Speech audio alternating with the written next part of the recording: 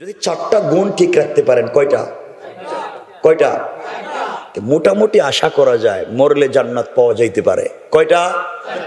এই চারটা গুণ কোরআনের। 8টা গুণের কথা আছে কোরআনে, 4টা হাদিসে 4টা। আমরা 4টারই নাম বলে 8টা বলতে পারবো না। মনোযোগ দিয়ে শুনেন। এই যে ভাই পিছনে, এই যে তুমি হাসতেছ, মোবাইলে কি তোমার মিস কল আইছে? এই যে আমার দিকে তাকাই ওদিকে হাসে। আমি তোমারে বলতেছি, এই যে তাকাইছো, ঠিক আছে, এই যে হাসতেছো পিছনে পিছনে, তোমার মোবাইলে কি মিস কল আয়? এরা মনে করতেছে আমারও মনে 90 বছর হয়েছে। আমার কথাগুলো শোনো, সব ছেড়ে দাও, আজকে কিছুক্ষণ বসো, দেখো কি বলি। আমার মুসলমান বন্ধুগণ, গভীর মনোযোগ। আল্লাহ রাব্বুল ইজ্জত ওয়াল জালাল আখিরি জামানার পয়গম্বর সরকারে কায়নাত, দু জাহানের সরদার নবী রহমত জনাবে মুহাম্মদুর রাসূলুল্লাহ সাল্লাল্লাহু আলাইহি ওয়াসাল্লাম কি আল্লাহ তাআলা জানিয়ে দিয়েছেন, বন্ধু আমার, দুনিয়ার জমিনে যারা আমি আল্লাহর গোলাম দাবি করবে, আশিক রাসূল দাবি করবে, আমি আল্লাহর গোলাম নিজেকে মনে করবে, আল্লাহর গোলামের গুণ কি, কোয়ালিটি কি, কন্ডিশন কি, আমার আল্লাহ কোরআনে কারীমের 19 নম্বর পারা 25 নম্বর সূরা সূরাল ফুরকানের 63 নম্বর আয়াত থেকে এক এক করে আল্লাহর গোলামের গুণ বর্ণনা করলেন। আবার আল্লাহ বললেন, ওয়া ইবাদুর রাহমানিল্লাযীনা ইয়ামশুনা আলাল আরদি হাওনা। আল্লাহ রাব্বুল ইজ্জত ওয়াল জালাল বলছেন, মুসলমানেরা, এই দুনিয়ার জমিনে যারা আমি আল্লাহর গোলাম দাবি করবে, আশিক রাসূল দাবি করবে, আমি আল্লাহর গোলাম নিজেকে মনে করবে, বান্দারে, আল্লাহর গোলামের 1 নম্বর গুণ হলো, আমার গোলাম দুনিয়ার জমিনে চলার প্রতি কোনোদিন অহংকার করতে পারে না, সম্পদের অহংকার করতে পারে না, গাড়ি বাড়ি মিল ফ্যাক্টরি কলকারখানার অহংকার করতে পারে না, জ্ঞানের অহংকার করতে পারে না। আল্লাহ রাব্বুল ইজ্জত ওয়াল জালাল বলে দিয়েছেন, বান্দারে, তুমি যদি দুনিয়ার জমিনে চলার পথে সম্পদের কারণে দুনিয়ার জমিনে অহংকার করে বসো, আবার আল্লাহ চাইলে 10 তলা থেকে থাপড়ায়া গাছতলায় নামাইয়া দিতে আমার আল্লাহর 1 মিনিটও দেরি হবে না। কোন ঠিক কিনা? আর আপনি যদি অহংকার ছেড়ে দিতে পারেন, নিজেকে মাটির সঙ্গে মিশিয়ে দিতে পারেন, আল্লাহ রাব্বুল ইজ্জত ওয়াল জালাল চাইলে গাছতলা থেকে বাঁশতলা থেকে কান ধরে 10 তলার মালিক বানাইয়া দিতে আমার আল্লাহর 1 মুহূর্ত দেরি হবে না। কোন ঠিক কিনা? আল্লাহ চাইলে পারবে। আওয়াজ করে বলেন, পারবে। এই জন্য অহংকার করা যাবে? বলেন না, যাবে। আপনাদের এলাকায় আজ থেকে 50 বছর আগে অনেকের ঘরে ছিল লাখ লাখ টাকা, মানে লাখপতি। আজ তার ছেলেমেয়েরা মানুষের বাড়িতে কাজকাম করে খায়, নাই নাই। আর আজ থেকে 50 বছর আগে এলাকার অনেকের ঘর ছিল ভাঙ্গা ঘর, ঝুপড়ি ঘর, পলিথিন লাগাবার পয়সা ছিল না। আজ তার ছেলেমেয়ের ঘরে লাখ লাখ টাকা, কোটি কোটি টাকা আছে না নাই? কে করছে? আসতে বলবেন না, বলছি জোরে বলেন, কে? এজন্য অহংকার করা যাবে? যাবে। শুধু আপনারা না, এই কথা বললে আবার রাগ করেন কিনা আমি জানি না। আপনারা উলামায়ে কেরাম যারা আছেন রাগ করবেন না। শুধু আপনারা যে অহংকারী হয়েছেন এটা না, আমরা যারা হুজুররা, আমরা বড় ভাব লইয়ে বসে রয়েছি, আমরা বড় অহংকারী হয়ে রয়েছি। দেখবেন এলাকায় যদি কে একটু বড় হুজুর হয়ে যায়, এলাকার বড় হুজুর, সব না, আবার ভালো মানুষ না থাকলে সমাজ চলে কেমনে? এলাকার বড় হুজুর তিনি দেখবেন রাস্তা দিয়ে হাঁটলে আর পাবলিকরে সালাম দেন না। কথা বলেন না কেন? আমি সালাম দিব কেন? আমি তো বড় হুজুর, আমারে সালাম দেও। বড় হুজুরের সালাম দিলে জবাবও দেয় না, মাথা নাড়ায়, মাথা নাড়ায়। তো তোমার মাথায় কি হয়েছে? হ্যাঁ, বড় হুজুরের দিকে যাইতেছে, আপনি শুনছেন বড় বড় হুজুরদের সঙ্গে মুসাফা করলে সগীরা গুনাহ মাফ হয়। আপনি বলেন হুজুর একটু মুসাফা, না না ঠান্ডা লাগতেছে, হাত দিতে চান। কিন্তু মুসাফার সময় যদি বড় হুজুরের হাতে একটু হাদিয়া, হাদিয়া বুঝছেন না কথা কন, হাদিয়া বুঝছেন না? বড় হুজুর, হুজুর একটু আমার ছেলে পাঠাইছিল অস্ট্রেলিয়া থেকে, ইতালি থেকে, একটু হাদিয়া। থ্যাংক ইউ, ভেরি গুড, আবার আইসো আরো দিও। সব ঠিক হয়ে গেছে। কথা বলেন না কেন? এটা কোন আদর্শ নিয়ে বসে রয়েছে? কিসের ভাব তোমার? মনে রাখবেন, কোন আলেম যদি, জ্ঞানী মানুষ যদি অহংকার করে, এই জমিনে শয়তানের চাইতে বড় আলিম তো আর কেউ ছিল না। তৎকালীন সময় সব কিতাবের আলেম হাফেজ ছিল। পৃথিবীর এমন কোন মাটি নাই যেখানে শয়তান আল্লাহকে সিজদা করে নাই। কিন্তু শুধু অহংকার করবার কারণে আল্লাহ তাআলা তাকে রজিম শয়তান, আজাজিল থেকে রজিম শয়তান বানিয়ে দিলেন। আপনিও যদি জ্ঞানের কারণে অহংকার করে বসেন, আমার আল্লাহ আপনাকেও শয়তান বানাইয়া দিতে আমার আল্লাহর 1 মিনিটও দেরি হবে না। কোন ঠিক কিনা? এই জন্য অহংকার করা যাবে? আমার কথা দেন, অহংকার করা যাবে? মনে থাকবে তো? দেখবেন মনে থাকবে বলছি। বেচারা নতুন পয়সা হয়েছে, ছেলে 2-4টা বিদেশে গেছে, তো ঢাকা শহরে থাকে। ওরে ভাবা কি ভাব, এমন এলাকার সাধারণ পাবলিককে চিনেও না। কথা বলেন না কেন? নতুন টাকার গরমে এখন পাবলিককে চিনে না। আল্লাহকে বললাম, তুই তো দুনিয়া চিনলে না, কিয়ামতে যদি আমি তোরে না চিনি তখন তোর অবস্থা কি হবে? আমি যদি বলি চিনি না,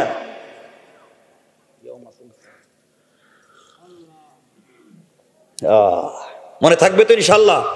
তাহলে আল্লাহর গোলামের 1 নাম্বার গুণ অহংকার করা যাবে। সবাই বলেন যাবে। মনে থাকবে তো? শুন, আল্লাহর গোলামের 2 নাম্বার গুণ আল্লাহ বললেন, ওয়াইদা খাতাবাহুল জাহিলুনা ক্বালু সালামা। আল্লাহ রাব্বুল ইজ্জত ওয়াল জালাল বলছেন, মুসলমানেরা, এই দুনিয়ার জমিনে যারা আমি আল্লাহর গোলাম দাবি করবে, আশিক রাসূল দাবি করবে, আমি আল্লাহর গোলাম নিজেকে মনে করবে, বান্দারে, আল্লাহর গোলামের 2 নম্বর গুণ হলো, আমার গোলামকে কেউ গালি দিলে গালির জবাব দিবে না, আঘাত করলে আঘাতের জবাব দিবে না, গীবত শিকায়াত সমালোচনা করলে জবাব দিবে না। খাতাবাহুমুল জাহিলুন, কোন জাহিল যদি কোনো গালি কথা বলেও ফেলে, ক্বালু সালামা, আমার গোলাম তার জন্য শান্তির দোয়া করে যায়, সালাম দিয়ে যায়। পড়েন সুবহানাল্লাহ। আল্লাহর গোলামের 2 নম্বর গুণ গালি দেওয়া। একটু বলেন না, যাবে? যাবে না। কেউ যদি আমাদেরকে গালি দিয়েও ফেলে, আমাদেরকে কষ্ট দিয়েও ফেলে, এই যে মুরব্বী সমস্যা বলতেইব, কিন্তু না বলে যায়। আপনি না বলে উঠলেন কেন? বলতেইব তো, বলছি এটা ক্লাসের মতো বলে যাওয়া লাগবে। আল্লাহর গোলামের 2 নম্বর গুণ গালি দেওয়া যাবে। কেউ যদি গালি দেয়, বিনিময়ে আমরা শান্তির দোয়া করব, সালাম দিব। পড়েন সুবহানাল্লাহ। কি দিব? আর আপনার বউ যদি আপনারা গালি দেয়, আপনি তো বাপ শুদ্ধ তালাক দিয়ে দিবেন। বাপরেও তালাক দেয় শুনছে, এখন বাপরে আবার তালাক দিব কেমনে? সমাজে তো খারাপ। এই জন্য আল্লাহর গোলামের 2 নম্বর গুণ গালি না দিয়ে সালাম দিবেন। এখানে আমরা 1 মিনিট কথা বলি, দেখি তো সামাজিক শিষ্টাচার কেমন হয়। আজকাল পরিবার সুন্দর না। আমাদের মায়েদের ঘর থেকে আজকে শাহজালাল, শাহপরান, জুনাইদ, বাগদাদি, আব্দুল কাদের জিলানী, মুঈনুদ্দিন চিশতি, এমন আল্লাহর ওলিরা আমাদের মায়েদের ঘর থেকে আজকালকে জন্ম নেয় না। আজকালকে আমাদের মায়েদের ঘর থেকে জন্ম নেয় গাঁজাকুর, ফেনসিডিল কুর, ইয়াবাকুর, বাবাকুর। ঠিক কিনা? এর একমাত্র কারণ পরিবারে দ্বীনের তালিম নাই, পরিবারে রাসূলের সুন্নাহ নাই, পরিবারে আল্লাহর আল্লাহর হুকুম, রাসূলের আদর্শ আর তরিকা নাই। এই জন্য আমরা এমন হয়ে গিয়েছি। এই জন্য স্বামী স্ত্রী সম্পর্ক চমৎকার করেন, পরিবারে চমৎকার বাচ্চা দিবেন কে? জোরে বলেন কে?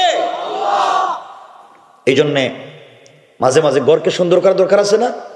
এই জন্য মাঝে মাঝে যেই স্ত্রী তার মা বাপ ভাই বোন সব ফালাই আপনার সঙ্গে এক কথা বইলা চুক্তি করে চলে আসছে। বিবাহ একটা চুক্তির নাম। ওয়া না আকিদুন নিকাহ, বিবাহ একটা চুক্তির নাম, যেটা সংগঠিত হয় দুইটা শব্দে, লফজাইনি ইউআব্বারু বিআহাদিহিমা আনিল মাযি ওয়া বিল আখারি আনিল মুস্তাকবিল। দুটো শব্দে বিবাহ হয়, চুক্তি হয়। তুই যে বিয়েতে যে হইল, আপনার ঘরে আসলো, আপনাদের একটু সম্মান করবেন, স্নেহ ভালোবাসা দিবেন। আমাদের কলিজার টুকরা মা আম্মা জান আয়েশা সিদ্দিকা রাদিয়াল্লাহু তাআলা আনহা বলেন, ওয়াল্লাহি, আল্লাহর জাত ও সিফাতের শপথ, আমি রাসূল পাকের ঘরে আসার পরে আমি চিন্তা করতাম, যখন দেখতাম রাসূল ঘরে আসতেছেন, আম্মা জান বলেন আমি ঘরের চিপায়, দরজার চিপায় দাঁড়িয়ে থাকতাম, পর্দার আড়ালে দাঁড়িয়ে থাকতাম, আমার স্বামী যেন আমাকে দেখতে না পান। তিনি ঘরে এসে আমাকে খুঁজে না পেয়ে আয়েশা বলে ডাক দিবেন, আর আমি ঘরের দরওয়াজা খুলে দিয়া ঝাপটি মেরে তাকে জড়িয়ে ধরে আমার স্বামীর কপালে চুম্বন করে আমি সর্বপ্রথম স্বামীকে সালাম দিব। পড়েন না সুবহানাল্লাহ। আম্মা জান বলছেন, আল্লাহে, আল্লাহর শপথ, আমি আমার জিন্দেগিতে আমার স্বামীকে আগে সালাম দিতে পারলাম না, বরং স্বামী ঘরে আসার অনেক দূরে থাকতে তিনি আমাকে সালাম দিতেন না। সুবহানাল্লাহ এখন নাই। আম্মা জান আয়েশা বলেন, রাসূল নিজে আমারে সালাম দিতেন আগে। তো নবীজি যদি তার বউরে সালাম দিতে পারেন, তা আপনি কে? আপনি কোন বল্টু? আপনি আপনার বউরে কেন সালাম দিতে পারবেন না? সালাম দিবেন? মাঝে মাঝে কয়, মাঝে মাঝে কয় স্ত্রীর সালাম দিবেন? যে মুরব্বীরা তো কইতেছে না, এরা এরা এরা হাসতেছে, মনে মনে কইতেছে, হুজুর কোন কি 70 বছর গেছে বউরে সালাম দিলাম না।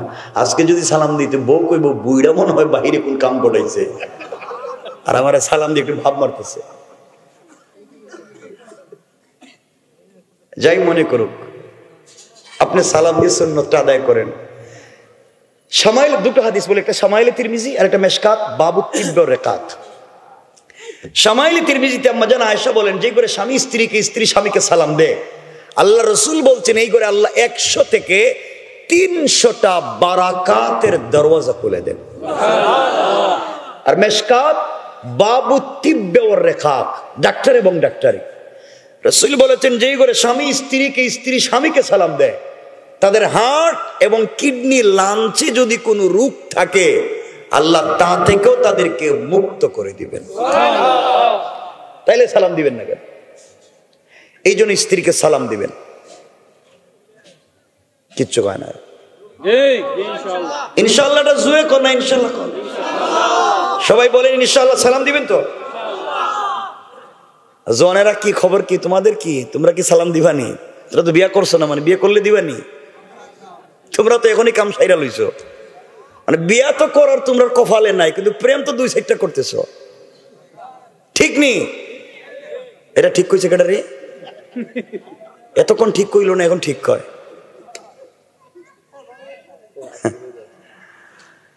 স্ত্রীকে সালাম দিয়েন। আজকে ওয়াজ থেকে গিয়ে, এই নড়িয়া আদর্শ মহিলা মাদ্রাসার ওয়াজ থেকে বাসায় গিয়েই ঘরের দরজা দাঁড়িয়ে বলবেন, স্ত্রী আসসালামু আলাইকুম ওয়া রাহমাতুল্লাহ। বউ কইব, মা বুড়ারে আজকে কোন বুতে ধরলো, হঠাৎ থেকে সালাম দেয়? আপনি বলবেন, কোন বুতে আমাকে পায় নাই, হুজুর ওয়াজ করছে আর আমি সুন্নত আদায় করছি। ইনশাআল্লাহ বলেন না? সালাম দিবেন। ভালোবাসা পয়দা করবেন কে? বারাকা দিবেন কে? সালাম দিয়েন। এখন এই কথা চলে আসছে তো লম্বা হয়ে যেতেছে, আমি হাদিসের বাকি অংশটুকুন বলে দিই। বাকি অংশ হলো, আম্মা জান আয়েশা বলেন, আমি রাসূল পাকের ঘরে আসার পরে আমার মনে পড়ে না কোনোদিন আমার হাত দিয়ে খাবার খেয়েছে। এখন তো শামাইলে তিরমিজি বাংলা পাওয়া যায়, আপনারা পড়ে দেখে নিন। আমার মনে হয় না আমি কোনোদিন নিজের হাতে খাবার খেয়েছি। রাসূল পাকের ঘরে আসার পরে তিনি আমাকে গোসল করিয়ে দিয়েছেন, তিনি নিজের হাতে আমাকে খাইয়ে দিয়েছেন।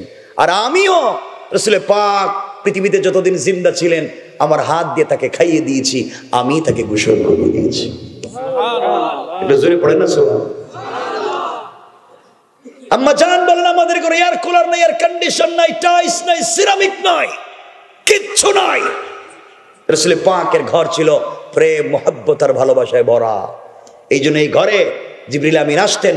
খাদিজার ঘর থেকে জন্ম নিয়েছেন সাইয়্যিদাতুন নিসাই আহলিল জান্নাহ হযরতে ফাতেমা। আল্লাহু আকবার।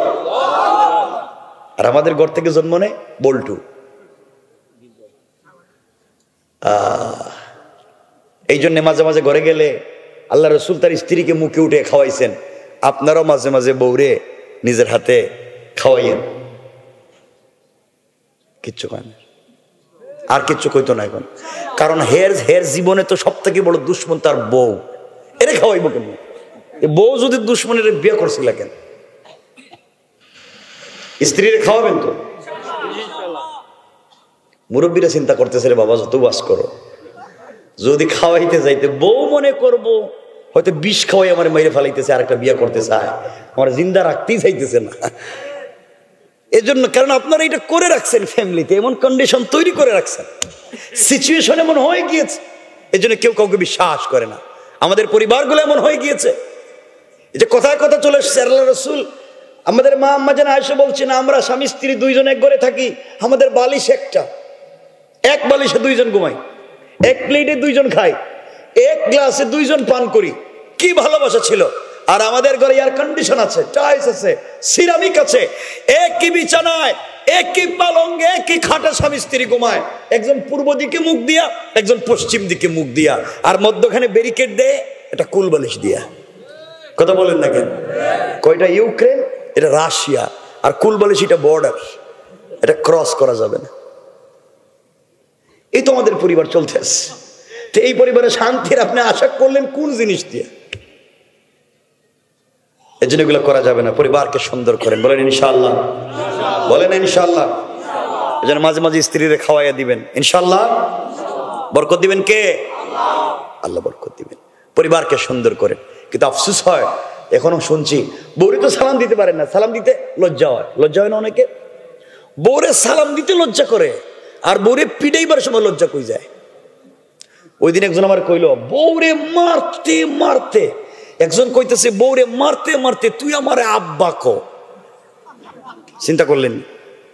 বউ মায়ের খাইতে খাইতে কইতেছে তোর পায়ে ধরে তুই আমার বাপ, এবার ছেড়ে দে। এ বন্ধু বান্ধবের কাছে গিয়ে বলতেছে তোমরা আমার চিনুনি, আমি খেডা, আমি বউরে বাপ ডাকায় ছেড়ে দিছি। শয়তান আল্লাহরে খাল্লা, আমার শয়তান বানাইয়া তোমার কোন লাভ হইছে না। কারণ এই কামটা তো আমিও করি নাই, এই কাম তো আমিও করি নাই। সমাজ কত নষ্ট, কত খারাপ। এজন্য আল্লাহর ওয়াস্তে পরিবারকে সুন্দর করেন, ইনশাআল্লাহ। আপনাদের কষ্ট হচ্ছে? আপনাদের অসুবিধা হয়? 11টা হয়ে গেছে, বাইরে কইছিলাম 11টার দিকে রেখে দিন। কষ্ট হইতেছে? আমি কি রেখে দিব এখন? 3টা পর্যন্ত, মানুষ 3 ঘন্টার কয় 3টা পর্যন্ত।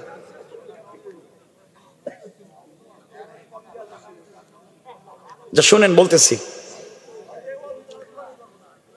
আল্লাহর গোলামের 2 নাম্বার গুণ, গালি দেওয়া যাবে না, সালাম দিব। কি দিব? বলেন না সবাই? আল্লাহ কবুল করে, পড়েন আমিন। আরো জোরে পড়েন আমিন। সামনে যাই। আল্লাহর গোলামের 3 নাম্বার গুণ, আল্লাহ বললেন ওয়াল্লাযীনা ইয়াবিতুনা লিরাব্বিহিম সুজদান ওয়া কিয়ামা। আল্লাহ রাব্বুল ইজ্জত ওয়াল জালাল বলছেন, মুসলমানেরা, এই দুনিয়ার জমিনে যারা আমি আল্লাহর গোলাম দাবি করবে, আশিক রাসূল দাবি করবে, আমি আল্লাহর গোলাম নিজেকে মনে করবে, বান্দারে, আল্লাহর গোলামের 3 নাম্বার গুণ হলো, আমার গোলাম বিপদে পড়ে গেলে সুজদা ওয়া কিয়ামা, সেজদা আমার জন্য, রুকু আমার জন্য, অর্থাৎ বান্দার মাথা নিচু হবে একমাত্র আমি আল্লাহর জন্য। সুতরাং আজকালকে যারা আল্লাহর পা ছাড়া পীরের পায়ে সেজদা করে, মাজারে মাজারে সেজদা করে, কসম রব্বে পাকের সাথে তারা কোনদিন পূর্ণাঙ্গ আল্লাহর গোলাম হতে পারে না। ঠিক কিনা বলেন?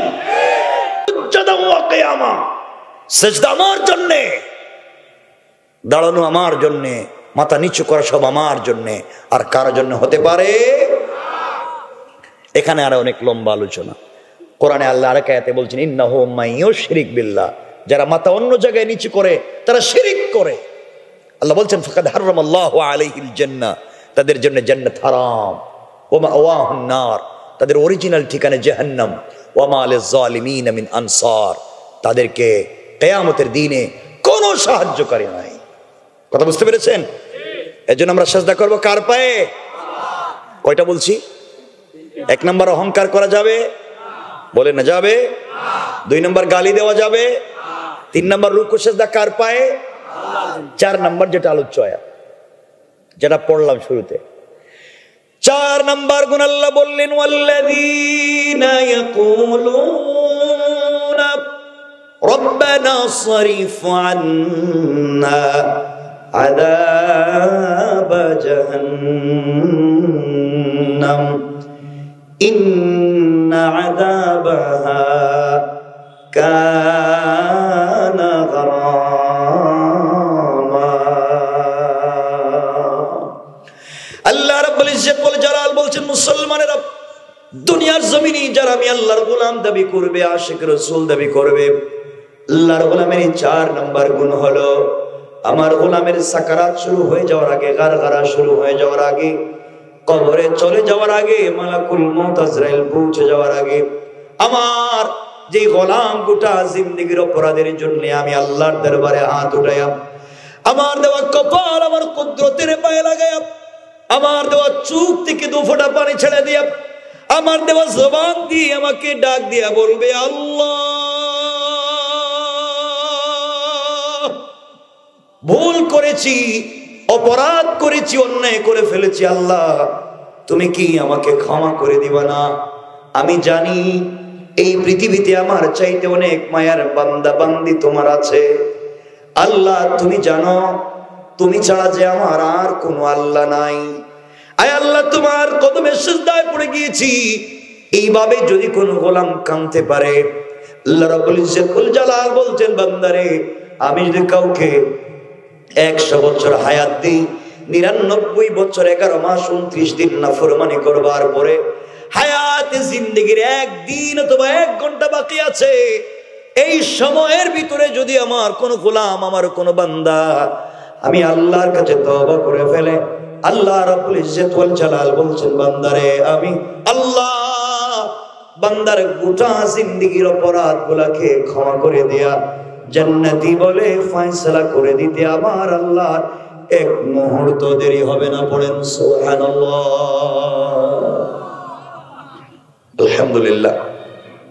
ঐতিহ্যবাহী দ্বীনি দরজগাহ নড়িয়া আদর্শ মহিলা মাদ্রাসা ও শেখ আব্দুল গনি আইডিয়ালের যুগে আয়োজিত 2024-এর আজকের এই ওয়াজ মাহফিলের সম্মানিত সভাপতি, সম্মানিত বিশেষ অতিথিবৃন্দ, উপস্থিত হযরত, বুজুর্গ উলামায়ে কেরাম, মুরব্বিয়ানে আযম, পর্দার অন্তরালে অবস্থানরত আমার সম্মানিত শ্রদ্ধেয় মা ও বোনেরা, বিশেষ করে আগামী দিনের যাত্রী দিকপাল, ভবিষ্যৎ জীবনে যাত্রী কান্ডারি, কলিজার টুকরা ছাত্র, তরুণ, যুবক বন্ধুগণ, আলোচনার শুরুতেই আমার পক্ষ থেকে সকলকে আন্তরিক মোবারকবাদ, শুভেচ্ছা জানিয়ে আল্লাহ পাক রব্বুল ইজ্জত ওয়াল জালালের শাহী দরবারে শুকরগুজার হচ্ছি যে আল্লাহ আজকের এই মোবারক দ্বীনি জলসা আমাদেরকে একত্রিত করেছেন।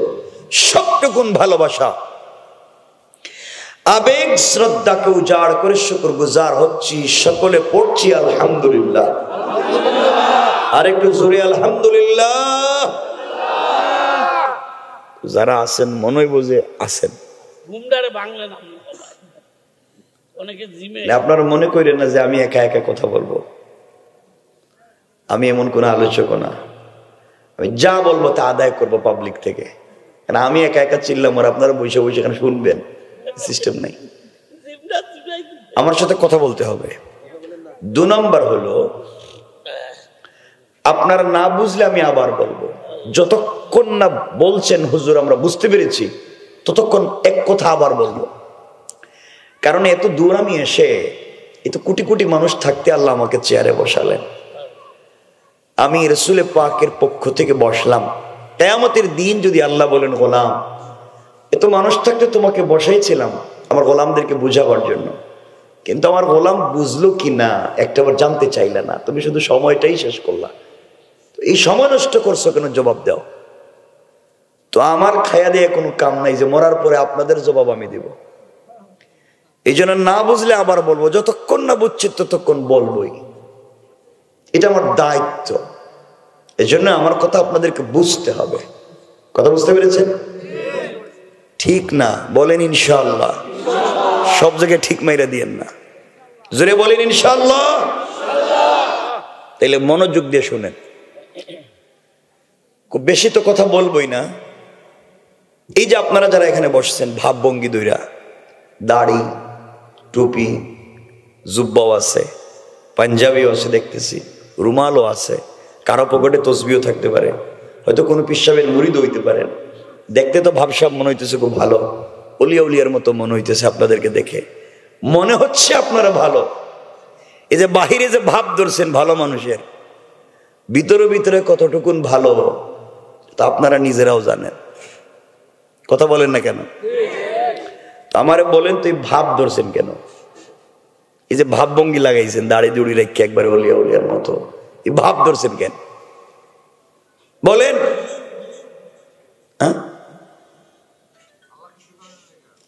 আল্লাহ মনে থাকে জানি এই কথা, এই কথাটাই মনে থাকে জানি,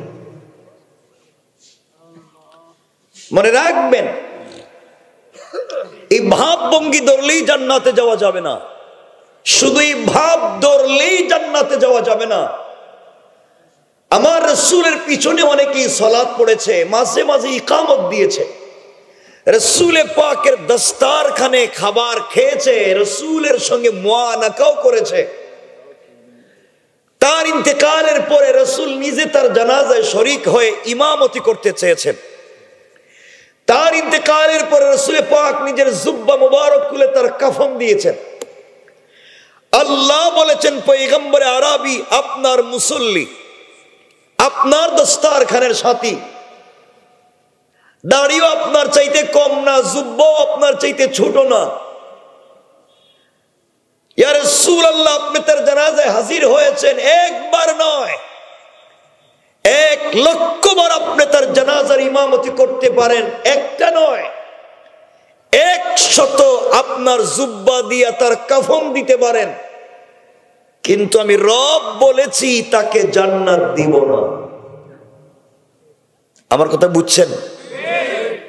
রাসূলের মুসল্লি, রাসূলের দস্তারখানের সাথী, রাসূলে পাকের পবিত্র জামা তার গায়ে, রাসূল নিজে তার জানাজায় হাজির। আল্লাহ বলতেছেন লোকটা জান্নাতি না জাহান্নামী? কথা বলে না কেন? লোকটার দাড়ি ছিল না, জুব্বা ছিল না, নামাজ ছিল না, তাসবিহ ছিল না, এমনকি রাসূলের মুসল্লি। এতে কিছু থাকবার পরও জাহান্নামী অর্থ দাঁড়ালো লোকটার বাহিরে যে বেশভূষা ছিল, ভাবভঙ্গি ছিল, তার বিশ্বাস ভিতরে ছিল না। ভিতরে যে বিশ্বাস লালন করত তা বাহিরে প্রকাশ করত না। অর্থ হলো তার ভিতর আর বাহির মিল ছিল না, তার নাম মুনাফিক। আব্দুল্লাহ ইবনে উবাই ইবনে সেলুল রাসূলের মুসল্লি হইয়া, তাহাজ্জুদ ওয়ালা হইয়া, রাসূলের দস্তারখানের সাথী হইয়া, রাসূলের জুব্বা নিয়েও জাহান্নামী। তাহলে আপনি কোন ইমামের মুসল্লি? আপনি কার জুব্বা নিয়ে বসে রয়েছেন? এজন্য মনে রাখবেন এই ভাব ধরলেই জান্নাতে যাওয়া যাবে না। রাসূলের অনেক সাহাবী ছিলেন যার পোশাক ছিল না, থাকবার ঘর ছিল না, এক কাপড় স্ত্রী পরলে স্বামী গর্তে লুকাইয়া থাকতেন, স্বামী পরলে স্ত্রী গোপনে বসে থাকতেন। তাদের বাহিরের ভাবভঙ্গি ছিল না, দিলটা বড় ভালো ছিল। রব বলেছেন ওয়ামতাহানাল্লাহু কুলুবাহুম লিত্তাকওয়া, আমি তাদের দিলের পরীক্ষা নিয়ে থাকি, এবং এই পরীক্ষায় যদি কেউ ফাঁস করে, বাহিরে থাকলে কি আর না থাকলে কি, দিল ঠিক থাকলেই সে জান্নাতি। তাহলে শুধু ভাবভঙ্গি ধরেই জান্নাতে যাওয়া যাবে না, ভিতর ঠিক করা লাগবে? বলেন ভিতর ঠিক করা লাগবে? বলেন লাগবে? আপনাদের ঠিক আছে? ইনশাআল্লাহ করে, ইনশাল্লাহ তো আগামীতে ঠিক হবে, এখন পর্যন্ত আপনারা খারাপ। আমি দেখি এই সমাজ ব্যবস্থা নষ্ট করেছেন আপনারা। এই আপনারাই বলেছেন যার ভিতর বাহির মিল নাই তার নাম, কথা বলেন না কেন? আমি একটু আগে বলছি না, ফিডব্যাক না পাইলে ওই কথা আবার বলবো। আমার 100 না 1 লাখ ওয়াজ শুনলেও দেখবেন এভাবে কথা বলি ক্লাসের মতো। আমি বলছি যার ভিতর বাহির মিল নাই তার নাম, এ কথা তো আপনারা বলছেন না? আপনারা বলেন তো, আমরা যে মসজিদে গিয়ে নামাজ পড়ি হুকুম মানি কার? সকলে বলেন। তরিকা মানি কার? রাসূলের। তরিকা মানি কার? রাসূলের।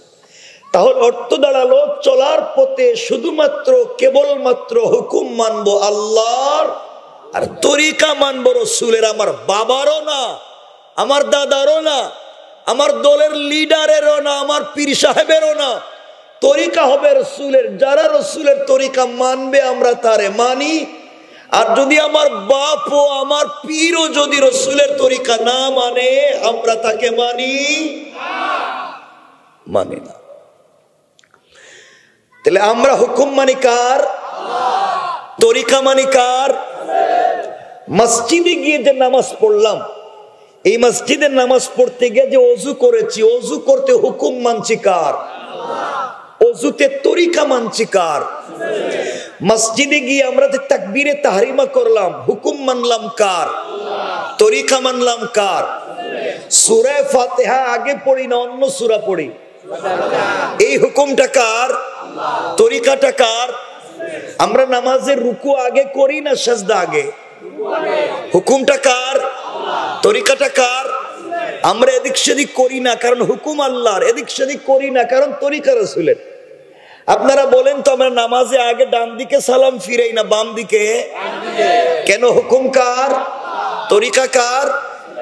আপনারা বলেন তো একজন মুসল্লি ওযু করে মসজিদে প্রবেশ করা থেকে নিয়ে নামাজ শেষ করে মসজিদ থেকে বের হয়ে যাওয়া পর্যন্ত সকল কাজে কর্মে হুকুম মানছে কার? তরিকা মানছে কার? তাইলে একজন মানুষের নামাজে যেভাবে আল্লাহর হুকুম রাসূলের তরিকা আছে, এইভাবে কি নামাজের বাহিরে ব্যবসা বাণিজ্যে চলাফেরায় আল্লাহর হুকুম রাসূলের তরিকা আছে? বলেন আছে? আচ্ছা, মসজিদের ভিতরে আপনি আল্লাহরে বলছেন আপনি রব্বুল আলামিন, আপনি রহমান রহিম, আপনি কিয়ামতের দিনের মালিক, মালিক ইয়াউমিদ্দিন, এত কথা বলে বলছেন রব একমাত্র তোমার ইবাদত করি, একমাত্র তোমার কাছে সাহায্য চাই।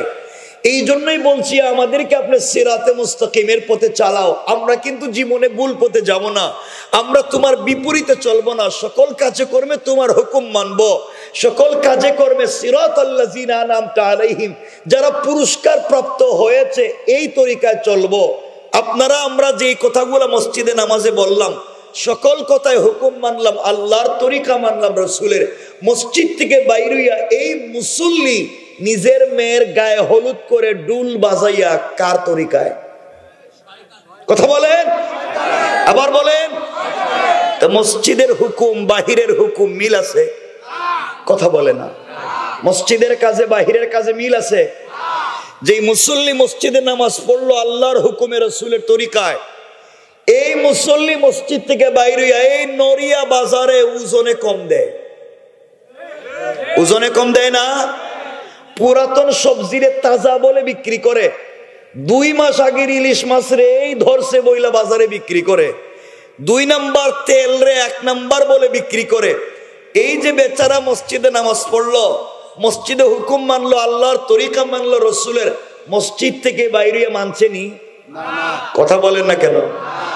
যেই মুসল্লি মসজিদে বলছে আল্লাহ আমরা কিন্তু কোনো গুনার কাজ করতাম না, একমাত্র তোমারে মানি, এই মুসল্লি মসজিদ থেকে বাইরে নড়িয়া বাজারের 4 দোকানে গিয়া বদনাম করেনি? কথা বলেন করে? তো বলেন মসজিদের কাজে বাহিরের কাজে মিল আছে? আবার বলেন মিল আছে? যার মিল নাই তার নাম? আসতে বলবেন না, জোরে বলেন তার নাম। এখন আপনারা কি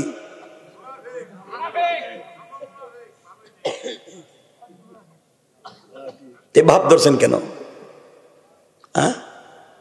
মসজিদে আল্লাহরে মানবেন, আর মসজিদে বাইরে বিড়ি খাইতে আল্লাহর হুকুম নাই? কথা কয় না? নাই আছে কয়। বিড়ি খাইতে আল্লাহ কইছিল কোন জায়গায়? কার তরিকায় খাইবে? মনে রাখবেন, মসজিদের কাজে বাহিরের কাজে মিল না থাকলে মুনাফিক। কেন বললাম? আমার তো মনটা এমনি খারাপ আপনাদেরকে অবস্থায় দেখে, এই জন্য পরিষ্কার বলে দিচ্ছি কয়েকটা কথা কয়েক মিনিটে। এই সমাজ আপনারা নষ্ট করেছেন। এখানে অনেক লোক বসা, যাদের মুখের দাড়ি সাদা, পকেটে 1 হাত লম্বা তসবিহ আছে, 5 ওয়াক্ত সালাত পড়েন, হয়তো হজ করেছেন, উমরাও করেছেন, কসম রব্বে পাকের জাতের এমন নামাজি 5 ওয়াক্ত মুসল্লি এই নড়িয়া এলাকায় আছে, যারা নামাজ পড়বার পরেও এলাকার সবথেকে বড় সুদের কারবারি। ঠিক কিনা? জোরে বলেন, জোরে বলেন। এগুলো এলাকায় নাই? কথা বলে না কে? নাই? আছে। নামাজ পড়ে সুদ খায়। আল্লাহ বলেছেন যারা সুদের কারবার করে তারা আল্লাহ এবং তার রাসূলের বিরুদ্ধে যুদ্ধের মতো অপরাধ করে। যারা সুদের কারবার করে তারা তাদের মায়ের সাথে জেনার মতো অপরাধ করে। তো আপনারা বলেন, যে মায়ের সাথে জেনার মতো অপরাধ করে যায়, যে আল্লাহ এবং তার রাসূলের বিরুদ্ধে যুদ্ধের মতো অপরাধ করে, সে যত ভাবভঙ্গি ধরুক, জান্নাতি না জাহান্নামী? বলেন, জান্নাতি না জাহান্নামী? যে বেচারা নামাজ পড়ে সুদ খায়, সুদের কারবার করে, যেই বেচারা নামাজ পড়ে ঘুষ খায়, ঘুষের কারবার করে, যেই বেচারা নামাজ পড়ে ওজনে কম দেয়, যেই বেচারা নামাজ পড়ে পাবলিকের জায়গা জমি বুয়া জাল দলিল করে দখল করে, যেই বেচারা পাবলিককে ঠকায় নামাজ পড়ার পরেও, মনে করবেন এটা নির্বেজাল টাটকা ফরমালিন ছাড়া একটা শয়তান। কথা বলেন, কথা কি বুঝলেন?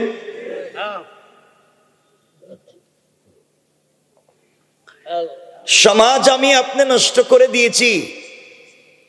সমাজে অনেক লোক আছে যারা এলাকার মডেল হয়, এলাকার মাতবর, এলাকার বিচারী, পঞ্চায়েতের বড় মুরব্বী, এলাকার সর্দার, সব না, কসম রব্বে পাকের জাতের এলাকায় এমন মাতবর পাওয়া যায়, মডেল পাওয়া যায়, যারা এলাকার পঞ্চায়েতের বিচার করতে গিয়া 1 কাপ রং চা খাইয়া এদিকের বিচারকে দিকে দিয়ে দেয়। কথা বলেন না কেন? এগুলো সমাজে নাই? বলেন নাই? সমাজ নষ্টই তো করছি আমি আপনি।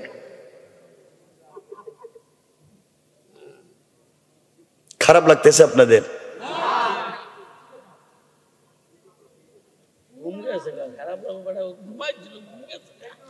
সমাজ আপনি আমি নষ্ট করেছি, রাগ করবেন না। সমাজ আপনি আর আমি নষ্ট করেছি, সমাজ নষ্ট, পরিবার নষ্ট, ঘর নষ্ট, শেষ পর্যন্ত আল্লাহর ঘর মসজিদ পর্যন্ত নষ্ট করে দিচ্ছি। আপনাদের বৃহত্তর এলাকায় খবর নেন, দেখবেন ম্যাক্সিমাম মসজিদের সভাপতি সুদখোর। কথা বলেন, ক্যাশিয়ার ঘুষখোর, আর সেক্রেটারি দুর্নীতিবাজ, চাঁদাবাজ, বদমাইশ, ফেন্সিডিল ব্যবসায়ী, আবা ব্যবসায়ী, এতিমের জায়গা দখল করে, বিধবার বাড়ি দখল করে, পাবলিককে ঠকাইয়া খায়, শেষ বয়সে মসজিদ মাদ্রাসার দায়িত্বশীল হয়ে যায়। কথা বলেন না কেন? এগুলো নাই? ভাব ধরে বসে রয়েছে।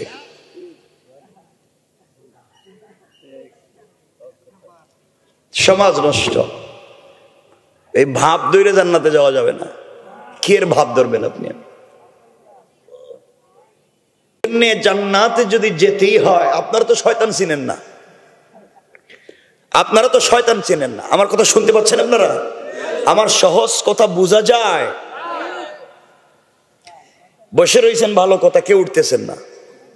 একজন যদি উঠেন, আমরা মনে করবো আপনি এই কামলা, এতক্ষণ যা কইছে আপনি এই কাম করেন। উঠেন, আমি বলে দিব যে আপনি এই কাজ করেন। এমনি নাই নাই, এর মাঝে আপনি উঠবেন। উঠলেই কম আপনি হয়তো সুদের কারবারই নাইলে মসজিদের ক্যাশের পয়সা মাইরে গেছেন।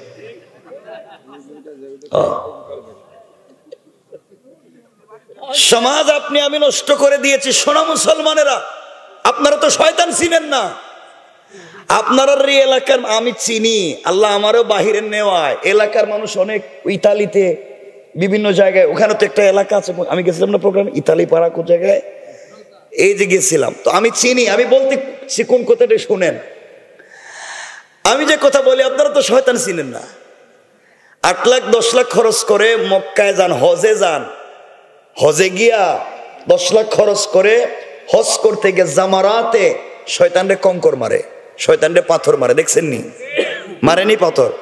কথা বলেন না কেন? পাথর মারতে হয়। গত বছরের আগের বছর দেখলাম হজে গিয়া এক হাজি সাহেব হজে গিয়া জামারাতে শয়তানরে কঙ্কর মারতে মারতে, পাথর মারতে মারতে মনে রাগ উঠে গেছে, জুতা খুললে মারতেছে।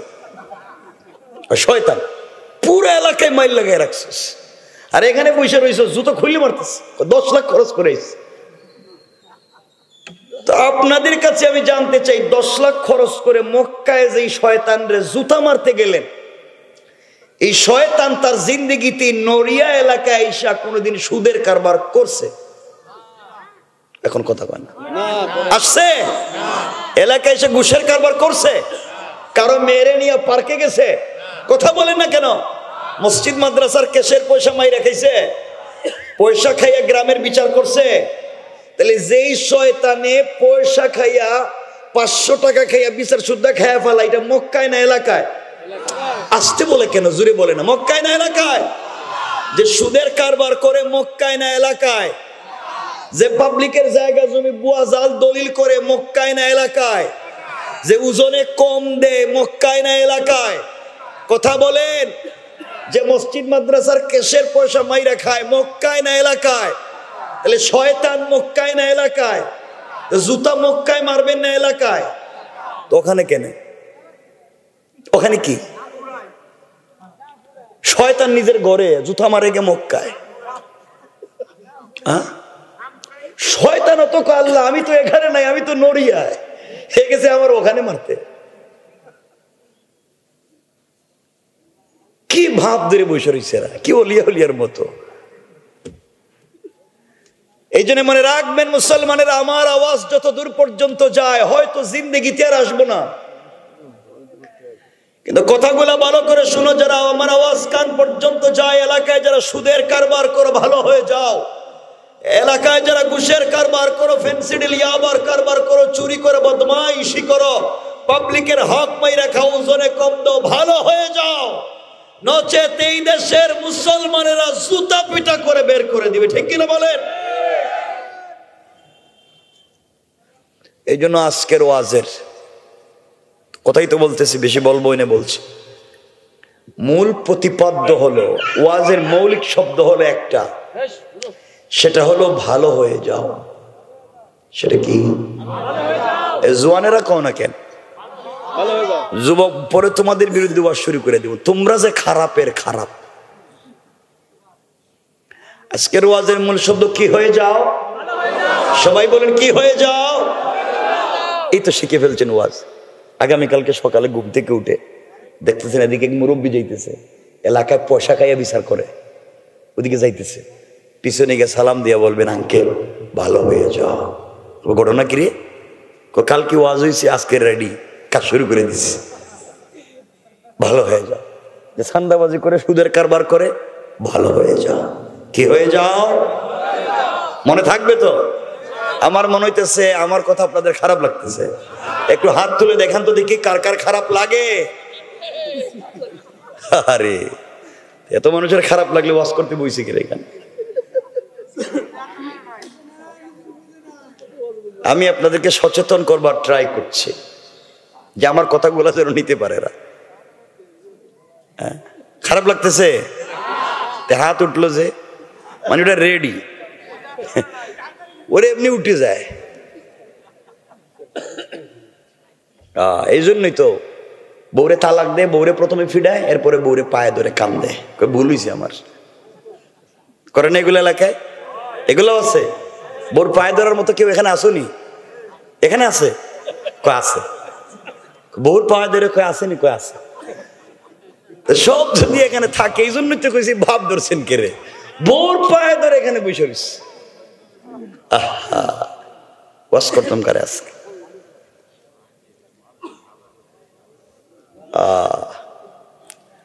আফসোস যদি আজকে সব থাকতো তাহলে আজকে কয়া দিতাম, যেন মরা মরা পর্যন্ত মনে থাকে যে জীবনে করছেনটা কি।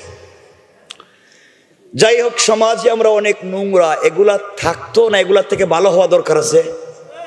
দরকার আছে না নাই? আছে। আমি একটা নির্ভেজাল শয়তানের পরিচয় দিই, কেউ খারাপ পাইয়েন না, আপনি দেখলেই মনে পড়ে যাবে। জুমার নামাজে দেখবেন, জুমার নামাজে মসজিদে কিছু লোক আছে, ইমাম সাহেব যখন খুতবা দেয়, মানে এই যে খুতবা শেষ হয়ে যায় এমন সময় কিছু লোক মসজিদে যায়নি বগলে জুতা নিয়ে পাবলিক এভাবে ধাক্কায় সবার সামনে চলে যায়। আছেন? যায় বলেন, যায়। সবার পরে গিয়ে সবার সামনে গেল, জুতা ভিজা, ফুটা পানি পড়ে, ওটা নিয়ে সামনে গেল, সালাম ফিরে গিয়া হ্যাঁ আবার জুতা বগল তোলে নিয়ে সবার আগে বাইরে যায়। কথা বলেন না কেন?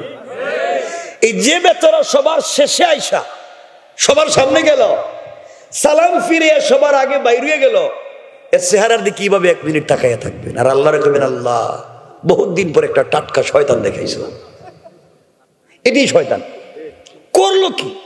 সবার শেষে আইলো, এখানে মানুষ 2-2.5 ঘন্টা বসে রয়েছে, হে আসছে 5 মিনিটের জন্য, আবার তাড়াহুড়া করে যাইতেছে, মনে হয় তারা মসজিদের ভিতরে কেউ দৌড়াইতেছে।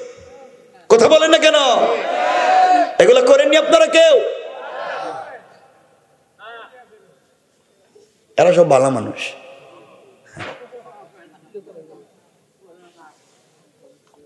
এই নোংরামি থেকে আমাকে আপনাকে বাঁচতে হবে, বলেন ইনশাআল্লাহ। কেমনে বাঁচবেন এটাই মূল আলোচনার সংক্ষেপ। কেমনে বাঁচবেন? যদি 4টা গুণ ঠিক রাখতে পারেন। কয়টা? মোটামুটি আশা করা যায় মরলে জান্নাত পাওয়া যাইতে পারে। কয়টা? এই 4টা গুণ কোরআনের। 8টা গুণের কথা আছে কোরআনে, 4টা হাদিসে 4টা। আমরা 4টারই নাম বলে 8টা বলতে পারবো না। মনোযোগ দিয়ে শোনেন। এই যে ভাই পিছনে, এই যে তুমি হাসতেছ, মোবাইলে কি তোমার মিস কল আইছে? এই যে আমার দিকে তাকাই ওদিকে হাসে, আমি তোমারে বলতেছি এই যে তাকাইছো, ঠিক আছে, এই যে হাসতেছো পিছনে, তোমার মোবাইলে কি মিস কল আয়? এরা মনে করতেছে আমারও মনে 90 বছর হয়েছে। আমার কথাগুলো শোনো, সব ছেড়ে দাও, আজকে কিছুক্ষণ বসো, দেখো কি বলি। আমার মুসলমান বন্ধুগণ, গভীর মনোযোগ। আল্লাহ রাব্বুল ইজ্জত ওয়াল জালাল আখিরি জামানার পয়গম্বর সরকারে কায়নাত, দু জাহানের সরদার, নবী রহমত জনাব মুহাম্মদুর রাসূলুল্লাহ সাল্লাল্লাহু আলাইহি ওয়াসাল্লাম কি আল্লাহ তাআলা জানিয়ে দিয়েছেন, বন্ধু আমার, দুনিয়ার জমিনে যারা আমি আল্লাহর গোলাম দাবি করবে, আশিক রাসূল দাবি করবে, আমি আল্লাহর গোলাম নিজেকে মনে করবে, আল্লাহর গোলামের গুণ কি, কোয়ালিটি কি, কন্ডিশন কি, আমার আল্লাহ কোরআনে কারীমের 19 নম্বর পারা 25 নম্বর সূরা সূরাল ফুরকানের 63 নম্বর আয়াত থেকে এক এক করে আল্লাহর গোলামের গুণ বর্ণনা করলেন। আবার আল্লাহ বললেন, ওয়া ইবাদুর রাহমানিল্লাযীনা ইয়ামশুনা আলাল আরদি হাওনা। আল্লাহ রাব্বুল ইজ্জত ওয়াল জালাল বলছেন, মুসলমানেরা, এই দুনিয়ার জমিনে যারা আমি আল্লাহর গোলাম দাবি করবে, আশিক রাসূল দাবি করবে, আমি আল্লাহর গোলাম নিজেকে মনে করবে, বান্দারে, আল্লাহর গোলামের 1 নম্বর গুণ হলো, আমার গোলাম দুনিয়ার জমিনে চলার প্রতি কোনোদিন অহংকার করতে পারে না, সম্পদের অহংকার করতে পারে না, গাড়ি বাড়ি মিল ফ্যাক্টরি কলকারখানার অহংকার করতে পারে না, জ্ঞানের অহংকার করতে পারে না। আল্লাহ রাব্বুল ইজ্জতুল জালাল বলে দিয়েছেন, বান্দারে, তুমি যদি দুনিয়ার জমিনে চলার পথে সম্পদের কারণে দুনিয়ার জমিনে অহংকার করে বসো, আবার আল্লাহ চাইলে 10 তলা থেকে থাপড়ায়া গাছতলায় নামাইয়া দিতে আমার আল্লাহর 1 মিনিটও দেরি হবে না। কোন ঠিক কিনা? আর আপনি যদি অহংকার ছেড়ে দিতে পারেন, নিজেকে মাটির সঙ্গে মিশিয়ে দিতে পারেন, আল্লাহ রাব্বুল ইজ্জতুল জালাল চাইলে গাছতলা থেকে বাঁশতলা থেকে কান ধরে 10 তলার মালিক বানাইয়া দিতে আমার আল্লাহর 1 মুহূর্ত দেরি হবে না। কোন ঠিক কিনা? আল্লাহ চাইলে পারবে। আওয়াজ করে বলেন পারবে। এই জন্য অহংকার করা যাবে? বলেন না যাবে। আপনাদের এলাকায় আজ থেকে 50 বছর আগে অনেকের ঘরে ছিল লাখ লাখ টাকা, মানে লাখপতি। আজ তার ছেলেমেয়েরা মানুষের বাড়িতে কাজকাম করে খায়, নাই নাই। আর আজ থেকে 50 বছর আগে এলাকার অনেকের ঘর ছিল ভাঙ্গা ঘর, ঝুপড়ি ঘর, পলিথিন লাগাবার পয়সা ছিল না। আজ তার ছেলেমেয়ের ঘরে লাখ লাখ টাকা, কোটি কোটি টাকা। আছে না নাই? কে করছে? আসতে বলবেন না, বলছি জোরে বলেন কে? এজন্য অহংকার করা যাবে? যাবে? শুধু আপনারা না, এই কথা বললে আবার রাগ করেন কিনা আমি জানি না। আপনারা উলামায়ে কেরাম যারা আছেন রাগ করবেন না। শুধু আপনারা যে অহংকারী হয়েছেন এটা না, আমরা যারা হুজুররা আমরা বড় ভাব লইয়ে বসে রয়েছি, আমরা বড় অহংকারী হয়ে রয়েছি। দেখবেন এলাকায় যদি কে একটু বড় হুজুর হয়ে যায়, এলাকার বড় হুজুর, সব না, আবার ভালো মানুষ না থাকলে সমাজ চলে কেমনে? এলাকার বড় হুজুর তিনি দেখবেন রাস্তা দিয়ে হাঁটলে আর পাবলিকরে সালাম দেন না। কথা বলেন না কেন? আমি সালাম দিব কেন? আমি তো বড় হুজুর, আমারে সালাম দেও। বড় হুজুরের সালাম দিলে জবাবও দেয় না, মাথা নাড়ায়, মাথা নাড়ায়। তো তোমার মাথায় কি হয়েছে? হ্যাঁ, বড় হুজুরের দিকে যাইতেছে, আপনি শুনছেন বড় বড় হুজুরদের সঙ্গে মুসাফা করলে সগীরা গুনাহ মাফ হয়। আপনি বলেন হুজুর একটু মুসাফা, না না ঠান্ডা লাগতেছে, হাত দিতে চান। কিন্তু মুসাফার সময় যদি বড় হুজুরের হাতে একটু হাদিয়া, হাদিয়া বুঝছেন নি? কথা বলেন, হাদিয়া বুঝছেন নি? বড় হুজুর, হুজুর একটু আমার ছেলে পাঠাইছিল অস্ট্রেলিয়া থেকে, ইতালি থেকে, একটু হাদিয়া। থ্যাংক ইউ, ভেরি গুড, আবার আইসো আরো দিও। এখন সব ঠিক হয়ে গেছে। কথা বলেন না কেন? কোন আদর্শ নিয়ে বসে রয়েছ? কিসের ভাব তোমার? মনে রাখবেন, কোন আলেম যদি, জ্ঞানী মানুষ যদি অহংকার করে, এই জমিনে শয়তানের চাইতে বড় আলিম তো আর কেউ ছিল না। তৎকালীন সময় সব কিতাবের আলেম হাফেজ ছিল। পৃথিবীর এমন কোন মাটি নাই যেখানে শয়তান আল্লাহকে সিজদা করে নাই। কিন্তু শুধু অহংকার করবার কারণে আল্লাহ তাআলা তাকে রজিম শয়তান, আজাজিল থেকে রজিম শয়তান বানিয়ে দিলেন। আপনিও যদি জ্ঞানের কারণে অহংকার করে বসেন, আমার আল্লাহ আপনাকেও শয়তান বানাইয়া দিতে আমার আল্লাহর 1 মিনিটও দেরি হবে না। কোন ঠিক কিনা? এই জন্য অহংকার করা যাবে? আমার কথা দেন, অহংকার করা যাবে? মনে থাকবে তো? দেখবেন মনে থাকবে। বলছি, বেচারা নতুন পয়সা হয়েছে, ছেলে 2-4টা বিদেশে গেছে, তো ঢাকা শহরে থাকে। ওরে ভাবা কি ভাব! এখন এলাকার সাধারণ পাবলিকরে চিনেও না। কথা বলেন না কেন? নতুন টাকার গরমে এখন পাবলিকরে চিনে না। আল্লাহকে বললাম, তুই তো দুনিয়া চিনলে না, কিয়ামতে যদি আমি তোরে না চিনি তখন তোর অবস্থা কি হবে? আমি যদি বলি চিনি না,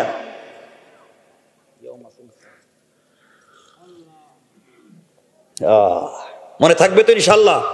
তাহলে আল্লাহর গোলামের 1 নাম্বার গুণ অহংকার করা যাবে? সবাই বলেন যাবে? মনে থাকবে তো? শুন, আল্লাহর গোলামের 2 নাম্বার গুণ আল্লাহ বললেন, ওয়াইদা খাতাবাহুল জাহিলুনা ক্বালু সালামা। আল্লাহ রাব্বুল ইজ্জত ওয়াল জালাল বলছেন, মুসলমানেরা, এই দুনিয়ার জমিনে যারা আমি আল্লাহর গোলাম দাবি করবে, আশিক রাসূল দাবি করবে, আমি আল্লাহর গোলাম নিজেকে মনে করবে, বান্দারে, আল্লাহর গোলামের 2 নম্বর গুণ হলো, আমার গোলামকে কেউ গালি দিলে গালির জবাব দিবে না, আঘাত করলে আঘাতের জবাব দিবে না, গীবত শিকায়াত সমালোচনা করলে জবাব দিবে না। খাতাবাহুমুল জাহিলুন, কোন জাহিল যদি কোন গালি কথা বলেও ফেলে, কালু সালামা, আমার গোলাম তার জন্য শান্তির দোয়া করে যায়, সালাম দিয়ে যায়। পড়েন সুবহানাল্লাহ। আল্লাহর গোলামের 2 নম্বর গুণ গালি দেওয়া।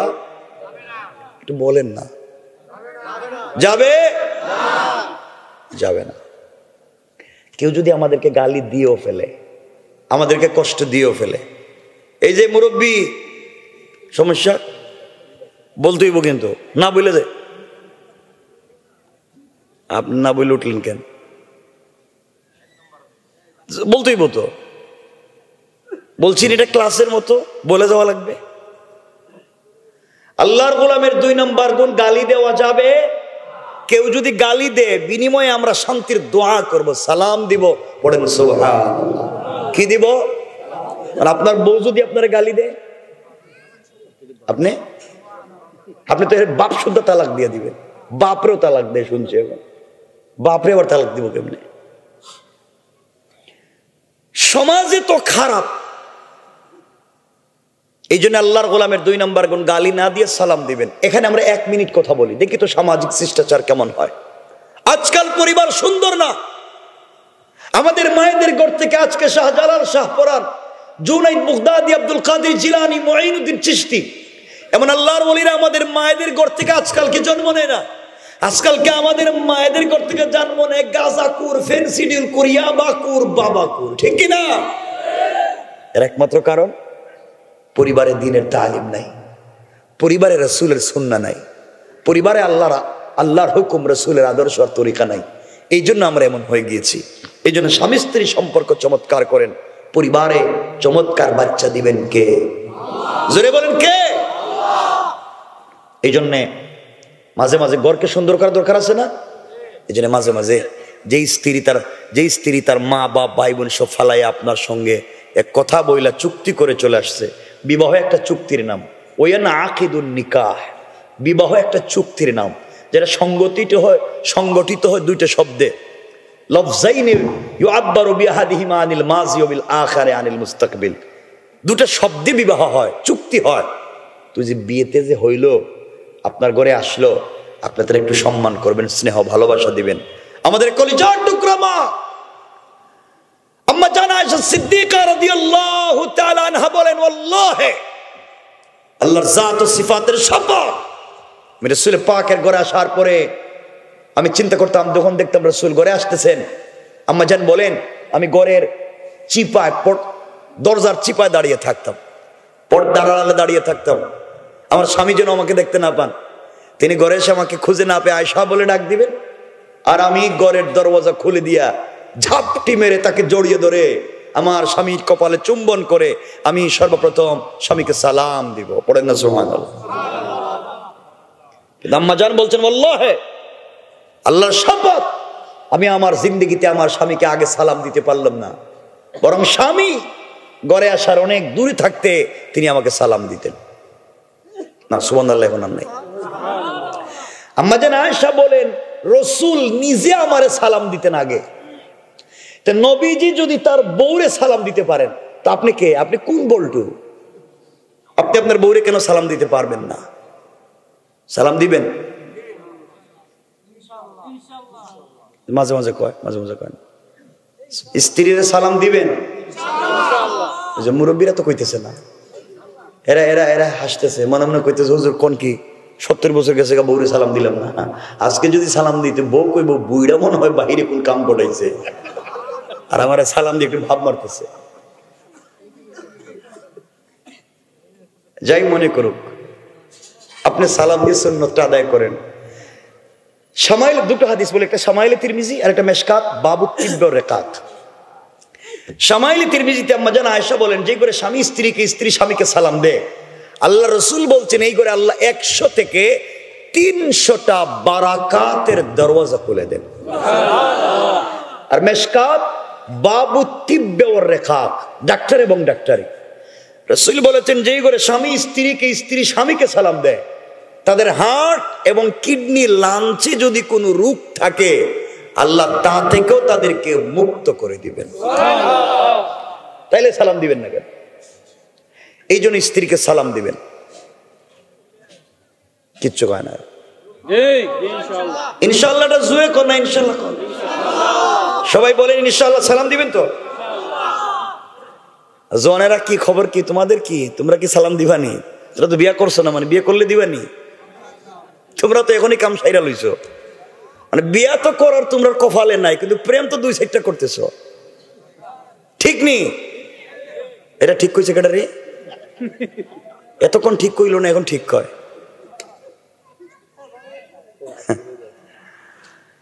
স্ত্রীকে সালাম দিয়েন। আজকে ওয়াজ থেকে গিয়ে এই নড়িয়া আদর্শ মহিলা মাদ্রাসার ওয়াজ থেকে বাসায় গিয়েই ঘরের দরজা দাঁড়িয়ে বলবেন, স্ত্রী আসসালামু আলাইকুম ওয়া রাহমাতুল্লাহ। বউ কইব, মা বুড়ারে আজকে কোন বুতে ধরলো, হঠাৎ দিকে সালাম দে। আপনি বলবেন, কোন বুতে আমাকে পায় নাই, হুজুর ওয়াজ করছে আর আমি সুন্নত আদায় করছি। ইনশাআল্লাহ বলেন না? সালাম দিবেন। ভালোবাসা পয়দা করবেন কে? বারাকা দিবেন কে? সালাম দিয়েন। এখন এই কথা চলে আসছে তো লম্বা হয়ে যেতেছে, আমি হাদিসের বাকি অংশটুকুন বলে দিই। বাকি অংশ হলো, আম্মা জান আয়েশা বলেন, আমি রাসূল পাকের ঘরে আসার পরে আমার মনে পড়ে না কোনোদিন আমার হাত দিয়ে খাবার খেয়েছি। এখন তো সবাই তিরমিজি বাংলা পাওয়া যায়, আপনারা পড়ে দেখে নিন। আমার মনে হয় না আমি কোনোদিন নিজের হাতে খাবার খেয়েছি। রাসূল পাকের ঘরে আসার পরে তিনি আমাকে গোসল করিয়ে দিয়েছেন, তিনি নিজের হাতে আমাকে খাইয়ে দিয়েছেন। আর আমিও রাসূল পাক পৃথিবীতে যতদিন জিন্দা ছিলেন আমার হাত দিয়ে তাকে খাইয়ে দিয়েছি, আমি তাকে গোসল করিয়ে দিয়েছি। এটা জোরে পড়েন না সুবহানাল্লাহ। আম্মা জান বলেন, আমাদের ঘরে এয়ার কুলার নাই, এয়ার কন্ডিশন নাই, টাইলস নাই, সিরামিক নাই, কিচ্ছু নাই। রাসূল পাকের ঘর ছিল প্রেম, মহব্বত আর ভালোবাসায় ভরা। এই জন্য এই ঘরে জিবরিল আমিন আসতেন। খাদিজার ঘর থেকে জন্ম নিয়েছেন সাইয়্যিদাতুন নিসাই আহলিল জান্নাহ হযরত ফাতেমা। আল্লাহু আকবার। আর আমাদের ঘর থেকে জন্ম নেয় বল্টু। এই জন্য মাঝে মাঝে ঘরে গেলে আল্লাহ রাসূল তার স্ত্রীকে মুখে উঠে খাওয়াইছেন, আপনারাও মাঝে মাঝে বউরে নিজের হাতে খাওয়াইয়েন। কিচ্ছু কয় না, আর কিচ্ছু কইতো না এখন, কারণ হের জীবনে তো সব থেকে বড় দুশ্মন তার বউ। এরে খাওয়াইবো কেন? বউ যদি দুশ্মনের বিয়ে করছিল কেন? স্ত্রীরে খাওয়াবেন তো? মুরব্বীরা চিন্তা করতেছে, রে বাবা যত বাস করো, যদি খাওয়াইতে যাইতে বউ মনে করবো হয়তো বিষ খাওয়াই আমার মেরে ফেলাইতেছে, আর একটা বিয়ে করতে চায়, আমার জিন্দা রাখতেই চাইতেছে না। এজন্য, কারণ আপনারা এটা করে রাখছেন, ফ্যামিলিতে এমন কন্ডিশন তৈরি করে রাখছেন, সিচুয়েশন এমন হয়ে গিয়েছে, এজন্য কেউ কাউকে বিশ্বাস করে না। আমাদের পরিবারগুলো এমন হয়ে গিয়েছে, এই যে কথায় কথা চলে এসেছে। আল্লাহ রাসূল, আমাদের মা আম্মা জান আয়েশা বলছেন, আমরা স্বামী স্ত্রী দুইজন এক ঘরে থাকি, আমাদের বালিশ একটা, এক বালিশে দুইজন ঘুমাই, এক প্লেটে দুইজন খাই, এক গ্লাসে দুইজন পান করি। কি ভালোবাসা ছিল! আর আমাদের ঘরে এয়ার কন্ডিশন আছে, টাইলস আছে, সিরামিক আছে, একই বিছানায়, একই পালঙ্গে, একই খাটে স্বামী স্ত্রী ঘুমায়, একজন পূর্ব দিকে মুখ দিয়া, একজন পশ্চিম দিকে মুখ দিয়া, আর মধ্যখানে ব্যারিকেড দেয় এটা কুল বালিশ দিয়া। কথা বলেন না কেন? কয়টা ইউক্রেন, এটা রাশিয়া, আর কুল বালিশ এটা বর্ডার, এটা ক্রস করা যাবে না। এই তো আমাদের পরিবার চলতে আসছে। তো এই পরিবারে শান্তির আপনি আশা করলেন কোন জিনিস দিয়ে? এই জন্য এগুলো করা যাবে না। পরিবারকে সুন্দর করেন, বলেন ইনশাআল্লাহ, বলেন ইনশাআল্লাহ। এই জন্য মাঝে মাঝে স্ত্রীরে খাওয়াইয়া দিবেন, ইনশাআল্লাহ বরকত দিবেন কে? আল্লাহ বরকত দিবেন। পরিবারকে সুন্দর করেন। কিন্তু আফসোস হয়, এখনো শুনছি বউরে তো সালাম দিতে পারেন না, সালাম দিতে লজ্জা হয়। লজ্জা হয় না অনেকে? বউরে সালাম দিতে লজ্জা করে, আর বউরে পিটাইবার সময় লজ্জা কই যায়। ওই দিন একজন আমার কইল, বউরে মারতে মারতে, একজন কইতেছে বউরে মারতে মারতে তুই আমার আব্বা কো। চিন্তা করলেন? বউ মায়ের খাইতে খাইতে কইতেছে তোর পায়ে ধরে তুই আমার বাপ, এবার ছেড়ে দে। এ বন্ধু বান্ধবের কাছে গিয়ে বলতেছে তোমরা আমার চিনুনি, আমি খেডা, আমি বউরে বাপ ডাকায় ছেড়ে দিছি। শয়তান আল্লাহরে খাল্লা, আমার শয়তান বানাইয়া তোমার কোন লাভ হইছে না, কারণ এই কামটা তো আমিও করি নাই, এই কাম তো আমিও করি নাই। সমাজ কত নষ্ট, কত খারাপ। এজন্য আল্লাহর ওয়াস্তে পরিবারকে সুন্দর করেন ইনশাআল্লাহ। আপনাদের কষ্ট হচ্ছে? আপনাদের অসুবিধা হয়? 11টা হয়ে গেছে, বাইরে কইছিলাম 11টার দিকে রেখে দিন। কষ্ট হইতেছে? আমি কি রেখে দিব এখন? 3টা পর্যন্ত মানুষ 3 ঘন্টার কয় 3টা পর্যন্ত।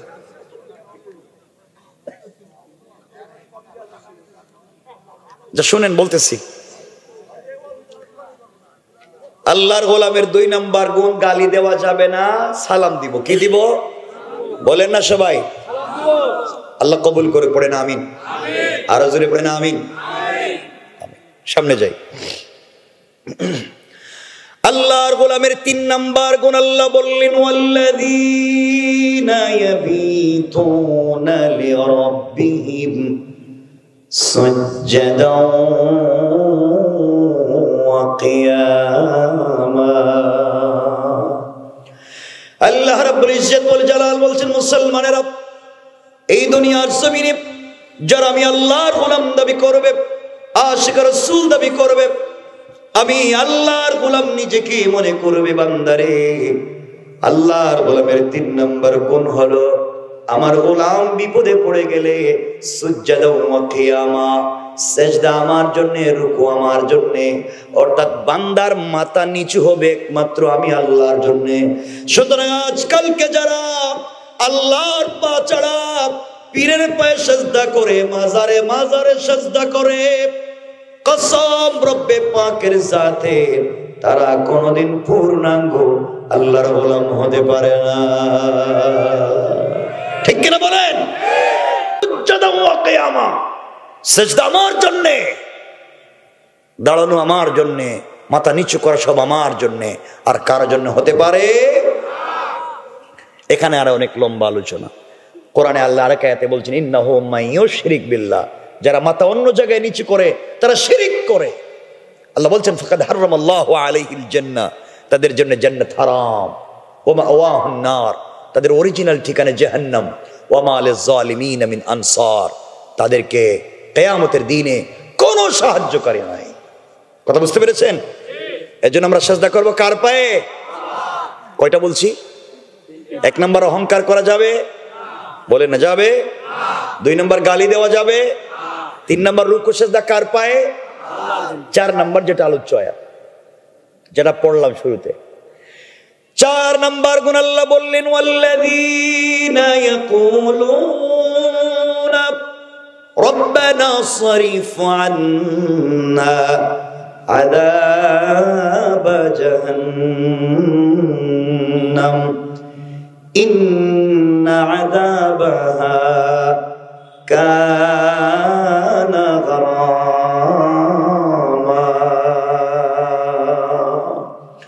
আল্লাহ রাব্বুল ইজ্জত ওয়াল জালাল বলছেন, মুসলমানেরা, দুনিয়ার জমিনে যারা আমি আল্লাহর গোলাম দাবি করবে, আশিক রাসূল দাবি করবে, আল্লাহর গোলামের 4 নাম্বার গুণ হলো, আমার গোলামের সাকারাত শুরু হয়ে যাওয়ার আগে, গারগারা শুরু হয়ে যাওয়ার আগে, কবরে চলে যাওয়ার আগে, মালাকুল মউত আজরাইল পৌঁছে যাওয়ার আগে, আমার যে গোলাম গোটা জিন্দেগীর অপরাধের জন্য আমি আল্লাহর দরবারে হাত উঠাইয়া, আমার দেওয়া কপাল আমার কুদরতের পায়ে লাগাইয়া, আমার দেওয়া চোখ থেকে 2 ফোঁটা পানি ছেড়ে দিয়া, আমার দেওয়া জবান দিয়ে আমাকে ডাক দিয়া বলবে, আল্লাহ, ভুল করেছি, অপরাধ করেছি, অন্যায় করে ফেলেছি, আল্লাহ তুমি কি আমাকে ক্ষমা করে দিবা না? আমি জানি এই পৃথিবীতে আমার চাইতে অনেক মায়ার বান্দা বান্দি তোমার আছে, আল্লাহ তুমি জানো, তুমি ছাড়া যে আমার আর কোনো আল্লাহ নাই। আয় আল্লাহ, তোমার কদমে সিজদায় পড়ে গিয়েছি। এইভাবে যদি কোনো গোলাম কাঁদতে পারে, আল্লাহ রাব্বুল ইজ্জত ওয়াল জালাল বলছেন, বান্দারে, আমি যদি কাউকে 100 বছর হায়াত দিই, 99 বছর 11 মাস 29 দিন নাফরমানি করবার পরে হায়াতে জিন্দেগীর 1 দিন অথবা 1 ঘন্টা বাকি আছে, এই সময়ের ভিতরে যদি আমার কোনো গোলাম, আমার কোনো বান্দা আমি আল্লাহর কাছে তওবা করে ফেলে, আল্লাহ রাব্বুল ইজ্জত ওয়াল জালাল বলছেন, বান্দারে, আমি আল্লাহ বান্দার গোটা জিন্দেগীর অপরাধগুলোকে ক্ষমা করে দেয়া, জান্নাতি বলে ফয়সালা করে দিতে আমার আল্লাহর এক মুহূর্ত দেরি হবে না, পড়েন সুবহানাল্লাহ। তাহলে বোঝা গেল আমরা যত অপরাধ করেছি আমাদের মাফির সম্ভাবনা আছে না নাই? এটা আসতে কইলেন আছে, আছে। তবে আল্লাহ কবুল করবেন যদি আমরা রবের সাথে সম্পর্ক করতে পারি, যদি আল্লাহর সঙ্গে সম্পর্ক বাড়াতে পারি। জওয়ান তোমাদেরকে বলছি, শোনো, যুবকেরা শোনো, সম্পর্ক করো আল্লাহর সঙ্গে, প্রেম ভালোবাসা তৈরি করো আল্লাহর সঙ্গে। তোমরা তো আজকালকে ভুল জায়গায় প্রেম করো। যুবক শোনো, আমিও তোমাদের মতো জওয়ান, আমিও তো প্রেম করি, তোমরাও প্রেম করো। তোমরা ভুল জায়গায় প্রেম করেছো। যুবক, তুমি যেই মেয়ের প্রেমে পড়েছ, যার প্রেমে পড়ে মা বাপের সঙ্গে খারাপ আচরণ শুরু করেছ, যার প্রেমে পড়ে পড়ালেখায় লাল বাতি জ্বালাইছ, যার প্রেমে পড়ে গাঁজা ফেন্সিডিল ইয়াবা ধরছ, যার প্রেমে পড়ে বিদেশ থেকে টাকা পয়সা মা বাপকে না দিয়ে ওই মেয়ের পিছনে খরচ করছ, যার সঙ্গে সারা রাত জেগে টেলিফোনে কথা বলো, যুবক তুই জানিস না আগামীকালকে ঘুম থেকে উঠে ওই মেয়ে যদি তোমার চাইতে স্মার্ট, তোমার চাইতে টাকাওয়ালা আরেকটা ছেলেকে পেয়ে যায়, হয়তো তোমাকে ভুলে যেতে 1 মিনিটও লাগবে না। ঠিক কিনা বলেন না? কারণ তুমি ভুল জায়গায় পা দিছ, ভুল জায়গায়। প্রেম করতে যদি হয় আল্লাহর সঙ্গে করো। এই পৃথিবীতে 100% কাউকে খুশি করতে পারবা না, না মা বাপকে, না স্ত্রীকে, না সন্তানকে, কিন্তু তুমি চাইলে আল্লাহকে খুশি করতে পারবে। এই জন্য আমার রব তো মাঝে মাঝে প্রেম করতেন আমার রাসূলের সঙ্গে। আমার রাসূলকে মাঝে মাঝে আল্লাহ ডাক দিয়ে বলতেন, ইয়া আইয়ুহাল মুদ্দাসসির, ইয়া আইয়ুহাল মুযাম্মিল। মাঝে মাঝে বলতেন, কুম ফাআনজির ওয়া রাব্বাকা ফাকাব্বির ওয়া সিয়াবাকা ফাতাহহির। মাঝে মাঝে বলতেন, ও চাদরওয়ালা চাদর খোলো, ও কম্বলওয়ালা কম্বলের নিচ থেকে বের হও, তুমি খাদিজাকে নিয়ে ঘুমিয়ে আছো, আমি তো ঘুমাই না। লা তাখুযুহু সিনাতুম ওয়ালা নাওম, আমি তোমার সঙ্গে কথা বলার জন্য সারা রাত ঘুমাই না। বন্ধু তুমি ঘুমাও, আর তোমার রব আরশে আজিমে একা, আল্লাহ আরশ ইস্তাওয়া, আরশে আজিমে একা একা ভাল লাগে না।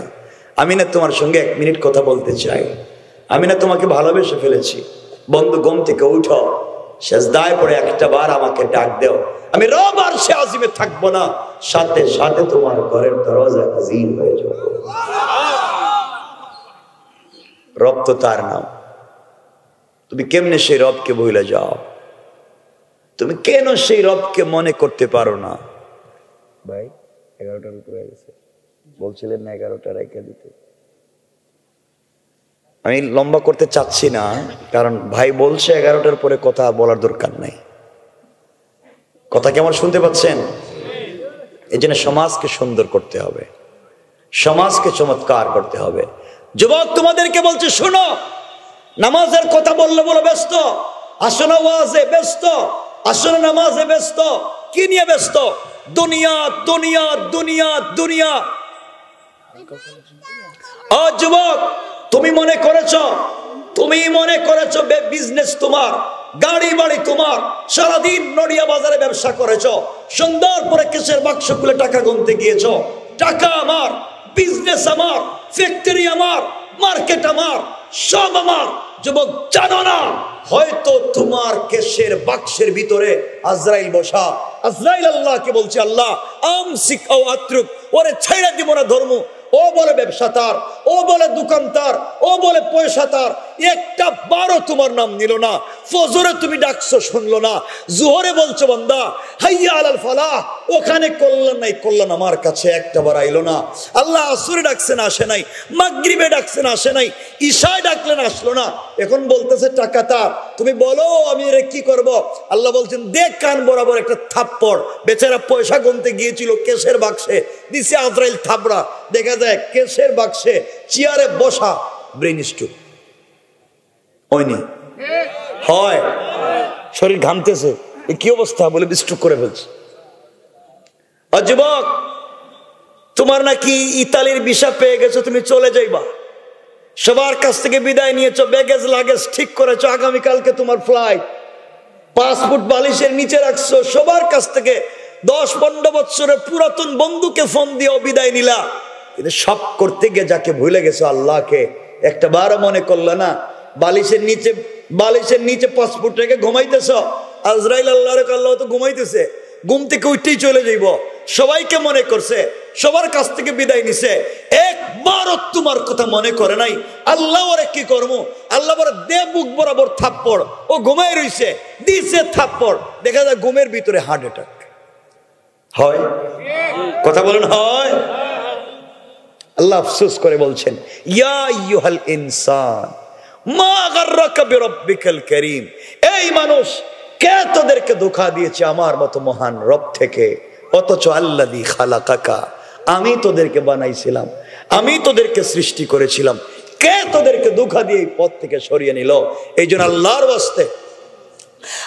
ওয়াস্তে আমি শেষ কথার দিকে যাচ্ছি, লম্বা করবো। এখানে একটা আলোচনা আছে চমৎকার লম্বা, তারিখ ইবনে জারির তাবারিতে নিয়ে আসছেন, আল্লামা জুলফিকার নকশবন্দি খুতুবাতে জুলফিকারে বিশাল একটা ঘটনা নিয়ে আসছেন এখানে। ওই যে আল্লাহর উপরে ভরসা করলে পৃথিবীতে বেঁচে থাকলেও জান্নাতের স্বাদ পাওয়া যায়, লম্বা চমৎকার আলোচনা, আমরা সেদিকে যাচ্ছি না, আজকে যাচ্ছি না। শুধু বলতে চাই, রবের সঙ্গে সম্পর্ক করো, কোরআন সাথে রাখো। কি কথা বলে না? কোরআন সাথে রাখা মানে কপি একটা সাথে রাখা না, কোরআনের উপরে বিশ্বাস রাখো, কোরআনটাকে তেলাওয়াত করো। পুরা দুনিয়া যদি তোমার বিরুদ্ধে চলে যায়, রব বলেছেন আমি বাঁচিয়ে দেওয়ার জিম্মাদার। সুবহানাল্লাহ কইতে পারলেন না? ওই শেষ কথা এটা বলি, আমি আবারও বলছি, পুরা ধরেন পুরা নড়িয়া এলাকার মানুষ আপনার বিরুদ্ধে চলে গেছে, আপনারা মেরেই ফেলবে, সবার সামনে অস্ত্র, সবার হাতে আপনার সামনে দাঁড়িয়ে আছেন, আপনি যদি বলেন হাসবি আল্লাহ, আল্লাহ আমার জন্য যথেষ্ট, এই বিশ্বাস করে যদি কোরআন থেকে তেলাওয়াত করেন, রব বলছেন সবার সামনে আপনাকে বাঁচাইয়া দেবে। আল্লাহু আকবার বললেন না? ওই 1 মিনিট ওই কথা বলে আমরা আলোচনাকে সংক্ষেপ করবো, একবারই শেষ, মনোযোগ দিয়ে শুনবেন। আমি ঘটনা বলছি না, শুধু ওই যে আল্লাহর উপরে ভরসা করলে আল্লাহ কেমনে বাঁচাবেন এই কথা বুঝাচ্ছি। আমার বন্ধুগণ, কথাগুলো দিল দিয়া শোনা মুসলমানেরা। আকায়ে নামদার, তাজদারে মদিনা, সরকারে দু আলম রাসূল পাক সাল্লাল্লাহু আলাইহি ওয়াসাল্লাম যেদিন হিজরত করে মক্কা থেকে মদিনায় যাবেন, আমরা হিজরতের ঘটনা শুনবো না, বলবো না। যে রাত্রে চলে যাবেন, জিবরিল আমিন হাজির হয়ে বলছেন, রাসূলুল্লাহ উঠেন, আপনি হিজরত করেন ইয়াসরিবের দিকে, খেজুর বাগানের দিকে, মদিনার দিকে হিজরত করেন। আল্লাহ রাসূল ঘুম থেকে উঠে গেলেন, ওযু করলেন, 2 রাকাত সালাত পড়লেন, চোখের পানি ছেড়ে কান্নাকাটি করে ঘরের দরজা খুলে বের হয়ে যাবেন।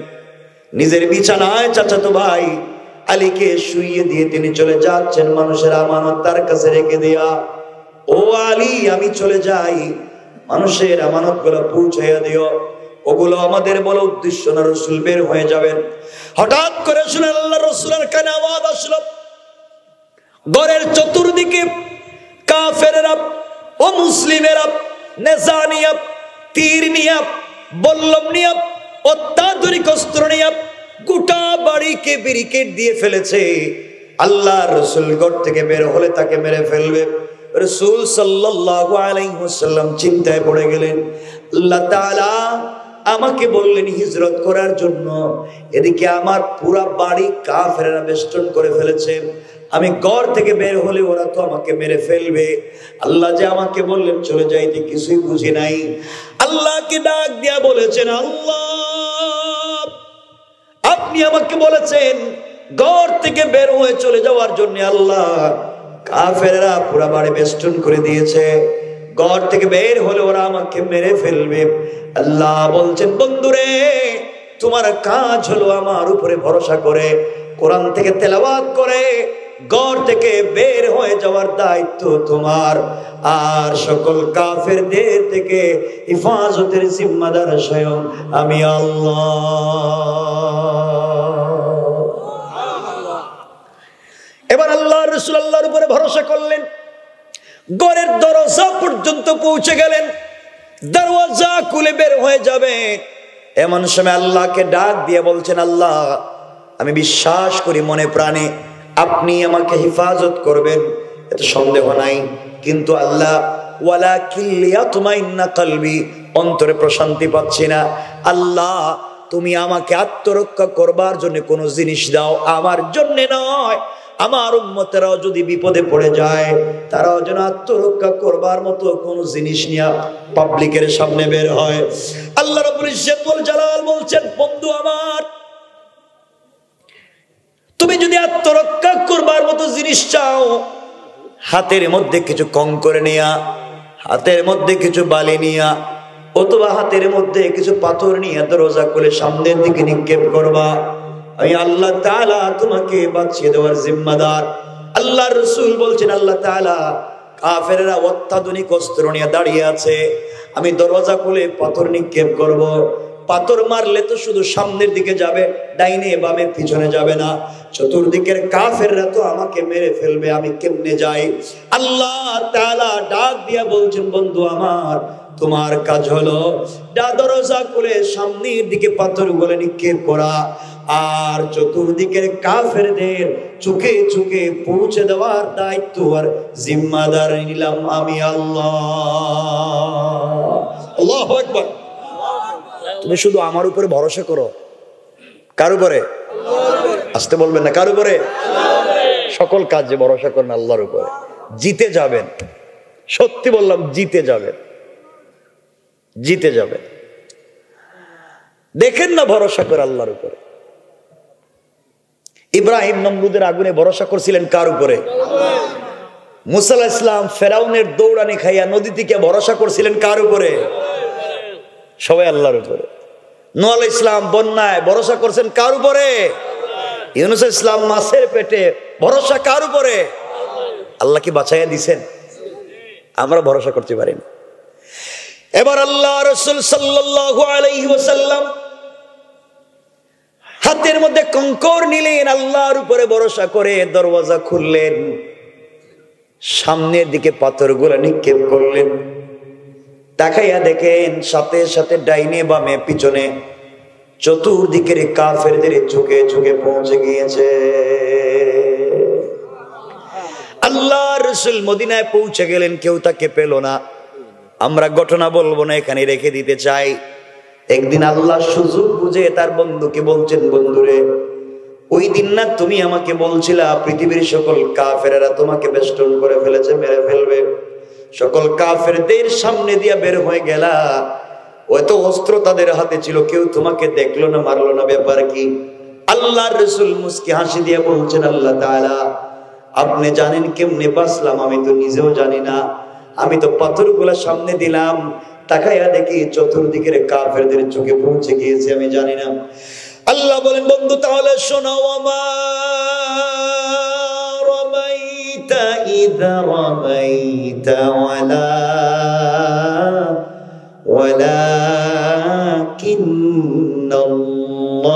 ওয়ালাকিন্নাল্লাহা রামা।